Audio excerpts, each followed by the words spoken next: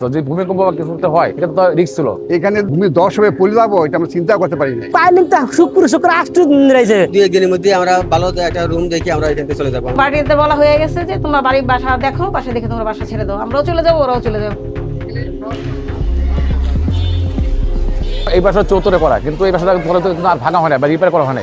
এই কারণে আজকে হঠাৎ করে মনে হচ্ছে যে কোনো কারণে হয়তো বা আজকে তো তেমন কোনো বৃষ্টিপাত হয় না বা কোনো ইয়ে হয় না, কিন্তু এরপরে এই অবস্থা যে ভূমিকম্প বা কিছুতে হয় এটা তো রিস্ক ছিল।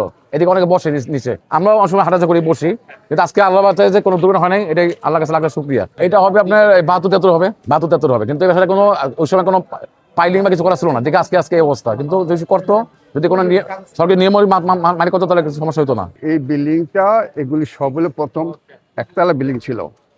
একতলা বিল্ডিং হইয়া এই বিল্ডিংটা 2 জন মালিকে সরকার থেকে বরাদ্দ নেয় এবং 2 জনের পরে ওরা কিছু বাড়াইছে।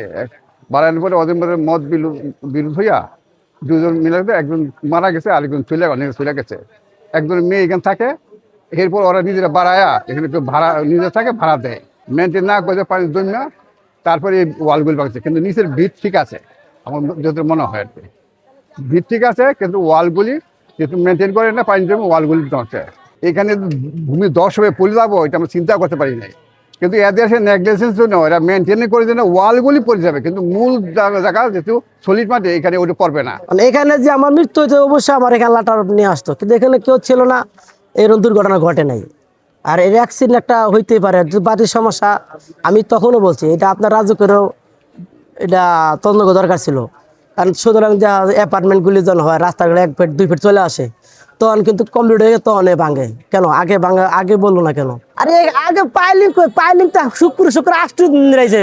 আগে পাইলিং ছিল কই, আগে বাতি হয় নাই, পাকিস্তান পেয়েছে কিসের পাইলিং, কে এর কি? ছোটখাটো ব্যবসা করে উনি মনে করছে এটা অল্প ভাড়ার মধ্যে আমি পারচেস করতেছে, কিন্তু আমি মনে করি নিজের জীবনকে এটা ব্যর্থ করছে উনি। কিছু থাকবে না আপনার সংসার, একবারে কিন্তু আপনার সংসার নিঃশংস, মানে একদম নেই হয়ে যাবে। আমরা 2-1 দিনের মধ্যে আমরা ভালো একটা রুম দেখে আমরা এখান থেকে চলে যাবো। আমি মনে করি ডিসি মহোদয় এবং ববি হাজার নিজে এটাকে হস্তক্ষেপ করে এই বাড়িটাকে জনগণের জনস্বার্থের উদ্দেশ্যে এটাকে খালি করানো উচিত। ঝুঁকিপূর্ণ বলতে হচ্ছে আমরা বাড়ি ভাঙাচুরারই চিন্তা ভাবনা হচ্ছে। অনেক আগের বাড়ি তো, পুরাতন বাড়ি, মনে করেন এই সিরিয়ালের 4-5টা বাড়ি আছে শুধুমাত্র আমাদের মতো এই পুরাতন বাড়ি, তাছাড়া এই এলাকায় আর এরকম বাড়ি নেই। যেহেতু এরকম একটা ঘটনা ঘটে গেছে, এখন তো আর এটা একটা পূর্বাভাস, হয়তো বিপদের একটা বড় পূর্বাভাস বা সংকেত আমরা মনে করতেছি।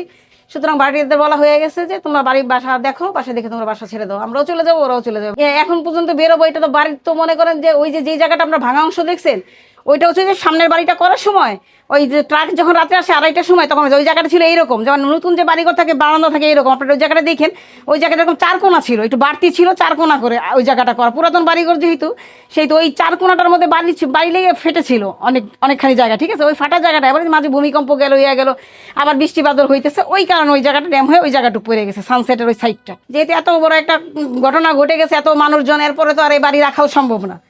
আমি ইচ্ছা করলেও তো আমি নিজেও থাকবো না, বুঝলেন না? না এইভাবে তো আর হয় না, যে আমরা তো ওইভাবেই দেখিনি যে আজকে আমাদের বাড়ি যদি হেলা পড়তে সেটা দেখো, কোনো হেলাহেলি নাই। আপনারা যেভাবে বলতেছেন তাহলে আমরা এত বছর থাকতে পারতাম না এই জায়গায়, ঠিক আছে।